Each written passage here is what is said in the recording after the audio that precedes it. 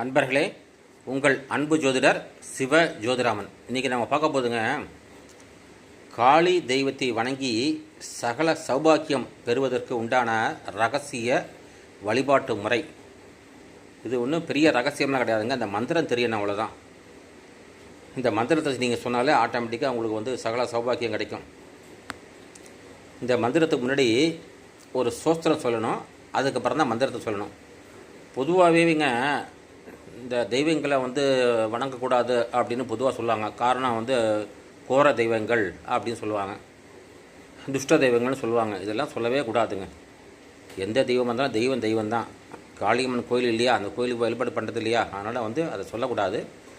தெய்வங்கள் ஆனால் வந்து ஆக்ரோஷமாக உள்ள தெய்வங்கள். அதனால் இந்த ஆக்ரோஷமான உள்ள தெய்வங்கள்கிட்ட நீங்கள் வழிபாடு பண்ணும்போது நம்மளுடைய கோரிக்கைகள் சீக்கிரம் நிறைவேறும். இதை நீங்கள் புரிஞ்சுக்கணும். மெயினாக நம்முடைய தோஷங்கள் சீக்கிரம் கழியும். இதெல்லாம் இந்த தெய்வத்தை வழிபாடு பண்ணும்போதெல்லாம்.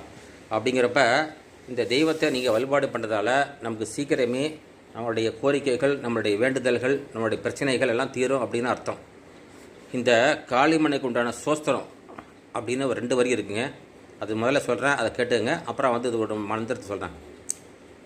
ஜெயந்தி, மங்களா, காளி, பத்ரகாளி, கபாலினி, துர்காட்சுமா, சிவா, தாத்ரி, ஸ்வாகா, ஸ்வதா, நமோஸ்துதே. திருப்பி சொல்கிறாங்க. ஜெயந்தி, மங்களா, காளி, பத்ரகாளி, கபாலினி, துர்காட்சமா, சிவா, தாத்ரி, ஸ்வாகா, சுவதா, நமோஸ்துதே. இது வந்து முதல்ல சொல்ல வேண்டிய சோஸ்திரம். அதுக்கப்புறம் மூல மந்திரம் வருங்க. எல்லாம் சும்மா 2 வரி தான் வரும். இது சொன்னாலே சரி, ஆட்டோமேட்டிக்காக உங்களுக்கு வந்து வாழ்க்கையில் எல்லா சங்கடங்களும் நீங்கி வாழ்க்கையில் பொருளாதார முன்னேற்றம், சகல சௌபாக்கியம் பெறலாங்க. அதுக்குண்டான மந்திரத்தை சொல்லுங்க. ஓம் ஆம் க்ரீம் குரோம் ராஜகாளி சௌபாக்கியம் மே தேகி ஸ்வாகா. இவ்வளோதாங்க மந்திரம்.